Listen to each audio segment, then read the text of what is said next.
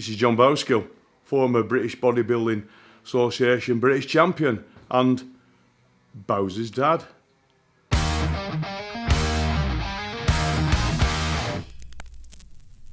here we are with the main man, Bowzer's dad, John. How's it going, John? Good?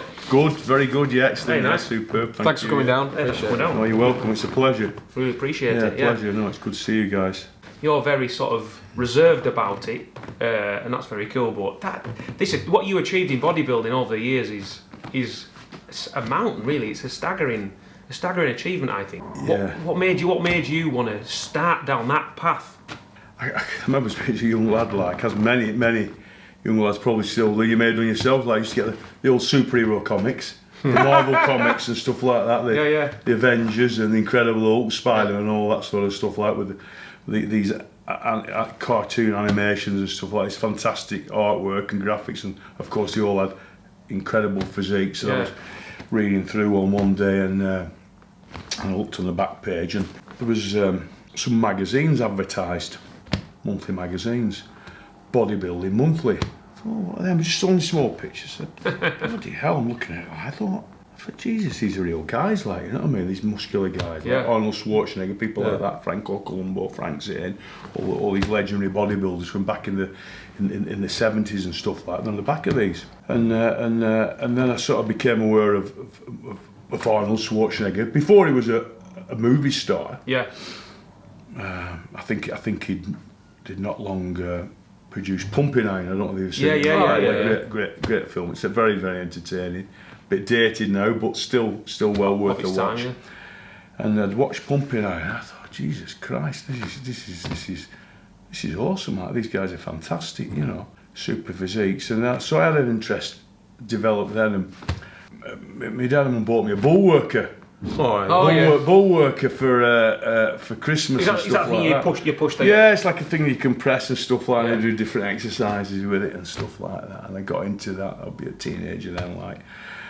And then I sort of started training at a local sports centre, just on a multi-gym facility that they had at the sports centre that they just built down in Clayton Woods, Clayton Green, where I used to live near Chorley. And I bumped into a guy called Colin Lawrence, black guy, great guy. And he come into the sports centre and he took his shirt off and I'm like, wow, what a physique this guy's got. He's a little bit older than me, Colin. He was 4 or 5 years older than me. I got on very, very well with him. Like, you know, he gave me a few pointers and stuff. I was quite young. I hadn't seen bodybuilding physiques in the flesh, really, like only in magazines. And in the big scheme of things, he wasn't particularly massive, but he was in great shape, like, you know.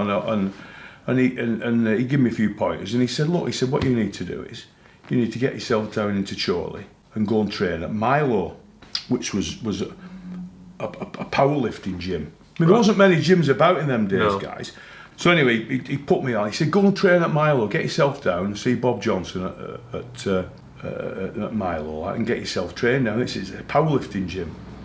So I did. I went down there and it was a rough, oh, good God. Can imagine. It'd be shut down now, like, you know, health and safety legislation, like, you know what I mean? What was the difference between, like you said, a multi-equipment gym and a powerlifting? What was the main difference between them? Okay.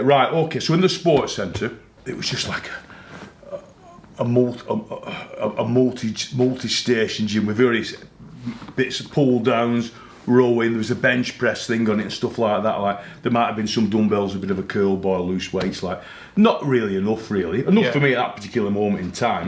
Get to the powerlifting gym, like the big Olympic bars, big bench press and stuff like that. A bit more stuff like, rough and ready, don't get me wrong. nothing like the Stone Age compared to what's about now. Like, I can imagine. There was no toilet. If you needed to have a pee, like, or anything like that, there was a bucket. There's a bucket behind a little sort of bloody wood panel, like, you know what I mean?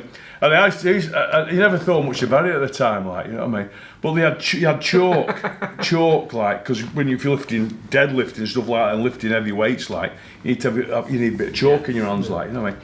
I never thought much about it at the time, like, well, this chalk were yellow, but it were right next to a piss pot, like, you know what I mean? And he was, you know what I mean? He'd be like that, how are you lifting your weights, like, But, I mean, underneath this gym, because it was upstairs, underneath this gym, there was a spray shop, a vehicle spray shop. And I always remember one day we were training, Jesus Christ, what's up in here? We're not feeling so good. And when you realise, you looked at the light, you could see this mist and all the blood. Oh no! Fumes were coming. So that's how sort of rough it was. But it produced some good champions. I'd only been training 12 months and won club championship. Wow, was that a spray tan or how did, I mean, all the guys that do all this all have that look, don't? Is that to show off your physique more? Yeah, okay, so yeah, when you're dark skinned, when you're tanned up and everything, like, you know what I mean, it helps enhance your physique, like, you know what I mean, it looks better, it looks healthier, like, you know what I mean, and when you're competing, like, you sort of, you're tanned up, and it is false tan. Hello, sailor. Deborah used to put me tan on, like, you know what I mean? I used to, you know what I mean? I mean, there'd always be a queue of females at the gym wanting to put on, of course, like, you know what I mean? Because I was in big demand. But it must have been good because you must have had a natural ability for that. I mean, not everybody can lift heavy weights, and not everybody is of a size. Were you did you quickly find that I'm all right at this, or did you really have to? Were you crap at it for a while, but you had to push yourself at it? Did you find you were immediately getting results, and you thought, I'm all right at this? Well, I'd done a little bit, like I said, at the sports centre. Yeah. Probably done about 12 months at the sports centre on the multi-gym and stuff. Yeah. But yeah, I soon got into powerlifting. Like, it didn't take me long before I was lifting quite a big weight. suppose I was still only very young, still only about 19 there when I won club championship, you know. I suppose at that age as well, you're at your peak, aren't you? You know, you're not over the hill. You're in great shape anyway, aren't you? I would suggest once you get to about, everybody's slightly different, everybody's genetics are slightly different, everything, like, people mature at different rates. But once you're starting to get into 18, 19, up to your 30s, like, you know what I mean, your strength is incredible, like, you know what I mean, you're bulletproof, like, you don't get many injuries, like, you know what I mean, if you recover quickly. Incredibly so, like, you know what I mean. So yeah, so I took to it like a fish to water, like, you know what I mean. I hadn't been there long, I hadn't landed there long, because this club championship was quite a prestigious thing in that area, like, you know, Milo powerlifting club championship. Yeah. And some guy said, "Oh, why don't you enter it, John?" I said, "Nah, I'm not entering it. Like, I've only been training a couple of months." But obviously, I attended and watched. Like, I thought, yeah, I'll win that. Yeah, no. You know what I mean? I thought, I'll come and see what goes on here. Like, and I watched it, like, and a guy called Tony Masterman won it, like, again, a bit older than me, like, you know what I mean, quite a bit older. I think he's still around, I think he's still alive, like Tony. Mad as a box of frogs, mate, a bit of a psycho, like, but became a good mate of mine, like, you know what I mean? Like a lot of my old mates, nutters, like, yeah, bonkers, yeah. But he was a great guy, and he won it that particular year. And then 12 months later, I went and won it. Not long after I won the club championship, I left Milo, but I was sad to go, like, you know what I mean.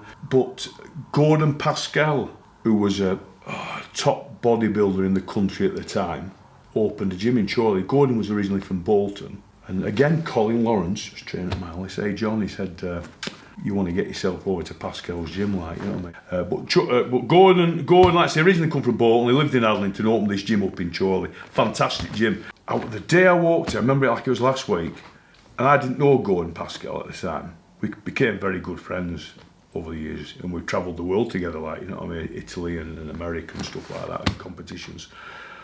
And I walked in, and this guy's got his shirt off, and he's going through a few poses and stuff like that, and everything in the mirror and what have you. And I walked in, like, I thought, fucking hell. What is going on there? Colin was not a competitive bodybuilder. Yeah, I think he'd done a little bit. But Gordon was one of the top of the food chain in this country, in the UK, like, at that time. Like, that must have blown your mind seeing that. Oh, I did. I was like, oh, I can't believe that. I've never seen a bodybuilder like that. Like comic books, isn't it? Yeah, it's like something. I was just stunned, like, you know, and that did it for me. I thought, well, this is a place to train, like, you know what I mean? And he sort of sent me on my way, really, like, coached me and everything else, like, about nutrition and training and everything else, like, you know what I mean? I sort of made the transition from more powerlifting based training to bodybuilding style training, you know. Yeah. And Gordon ran a few gym shows and stuff and what have you, like, I can remember them very well, like Good Fun and what have you. And then I entered them and stuff, and and then moved on to some novice competitions around the northwest, and gradually just progressed like to. And that was in your early 20s. Very early 20s, like. Yeah, there is Bowzer, like. Yeah. Oh, that's a good one. That's a real motor. That was at the bench press thing, mate. Yeah. We all lifted a card beforehand, like, you know what I mean, and moved it about with Bonnie Langford on it. Like, Bonnie Langford, that's a blast from the past. Yeah. And it's for the Spastic Society. World Bench Press 24 Marathon in aid of Spastics. That's a great. How much you raised? 50 grand. 50 grand we raised, mate. All back in that day, mate. 1987. Yeah, it's a lot of money, you know. It's a lot of money. Oh my word! Look at that. That's right. We had our diapers on there, like, yeah. He's gonna absolutely kill us for putting that on. Because in bodybuilding, is a different way, much like boxing and stuff.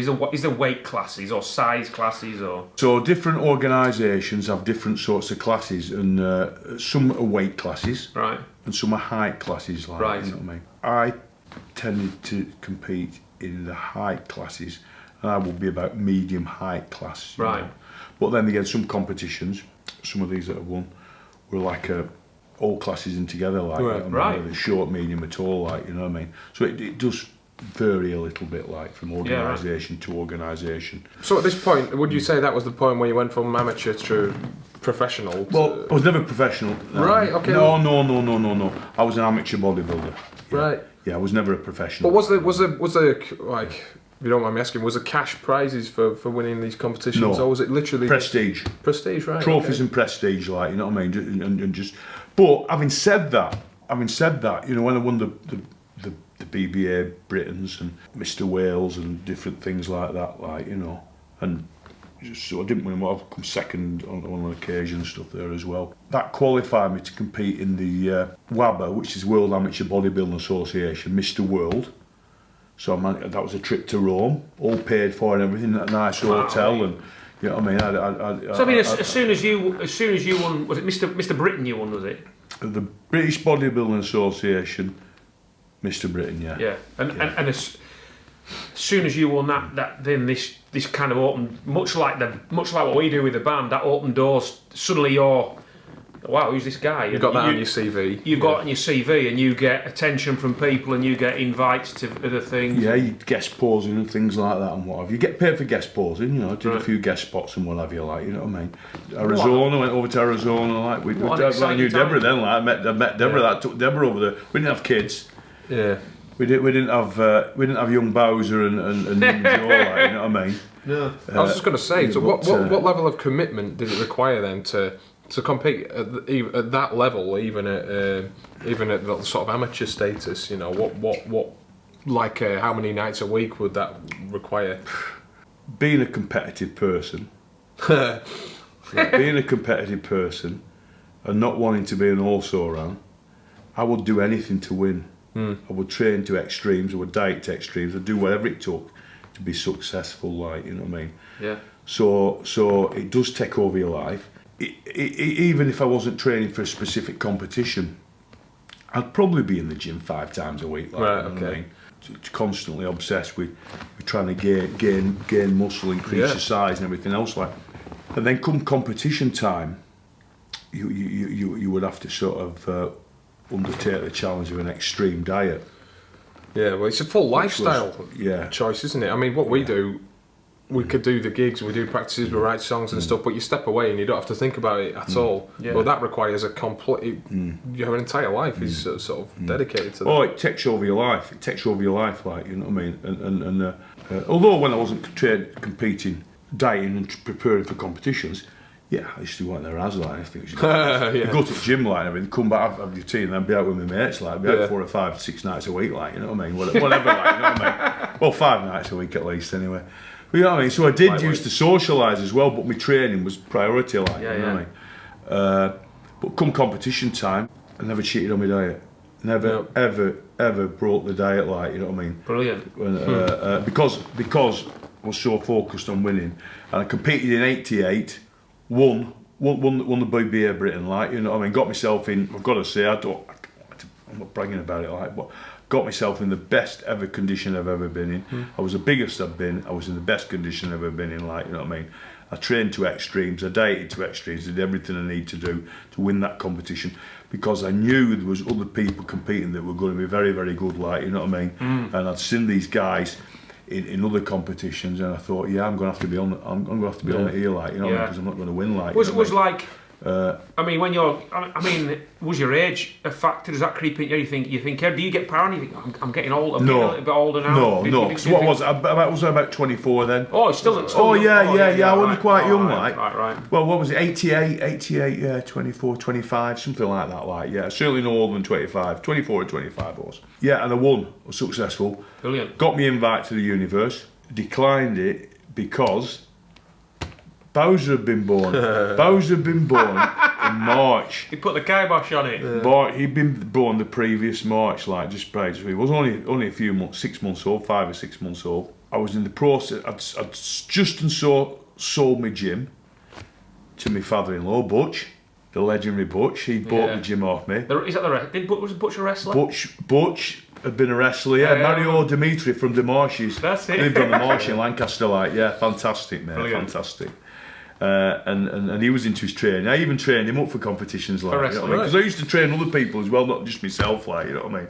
We had quite a few competing at one time, and Butch did the over 50s, I think. You like, must have been a very level-headed guy in your early 20s to have been to that level of commitment and to have owned and ran your own gym. You know, a lot of early 20-year-old guys I know are flipping. They haven't got that level of.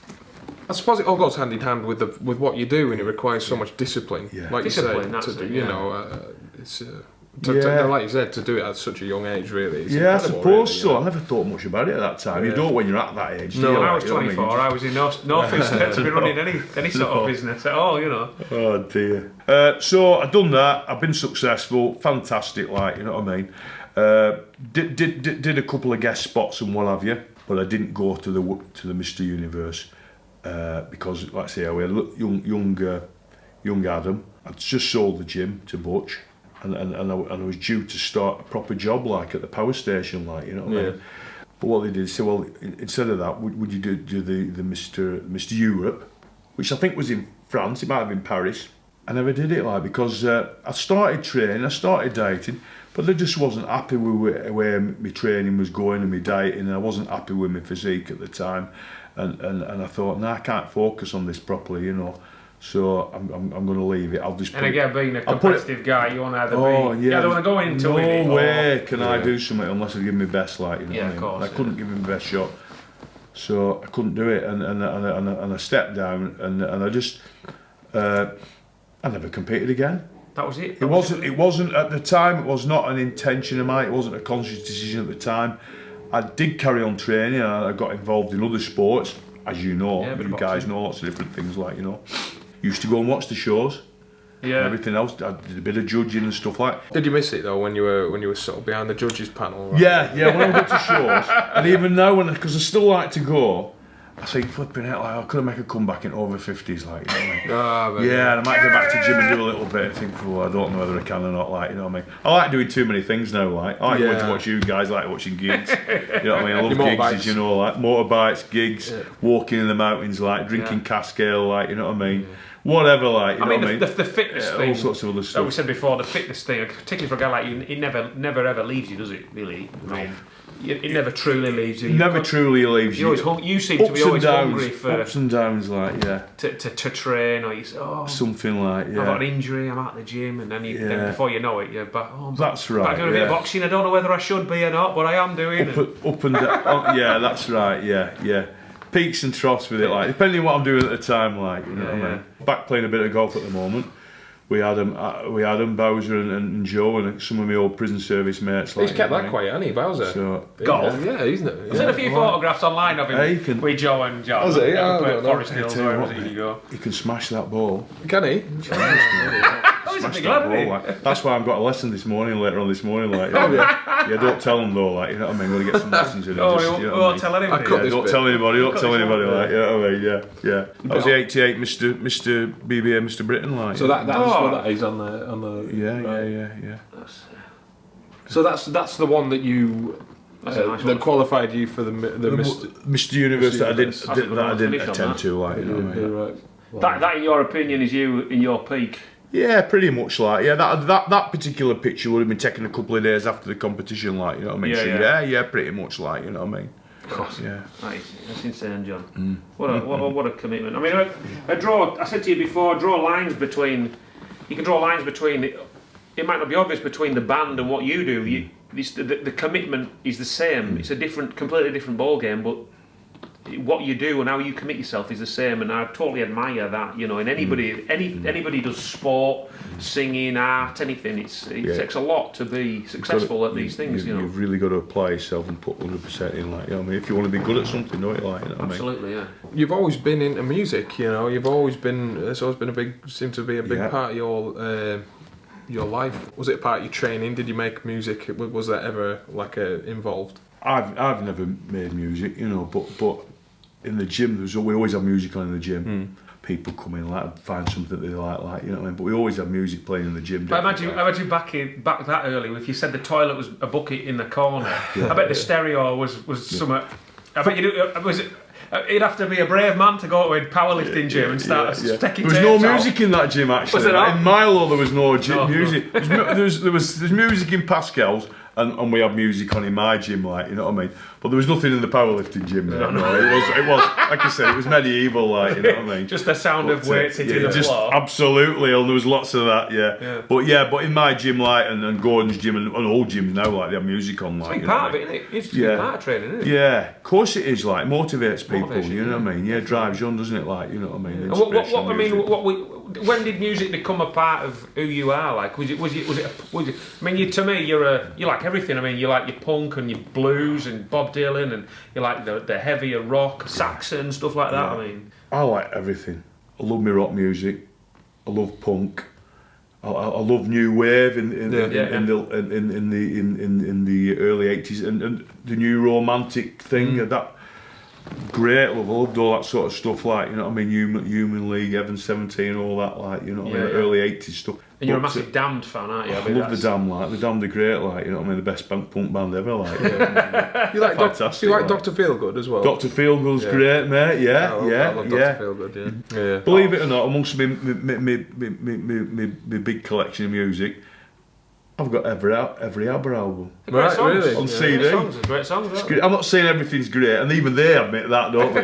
They say they produce some rubbish, but I tell you what, most of it's fantastic. Oh, yeah. I'll tell you a funny story about ABBA I heard on the radio. There's an ABBA museum, and apparently back in the day in the recording studio they had a telephone. The only people that had the numbers for the telephone were the members of the band. So if the telephone rang, and somebody would answer it, it would be a member of the band. They're the only ones that would use this telephone.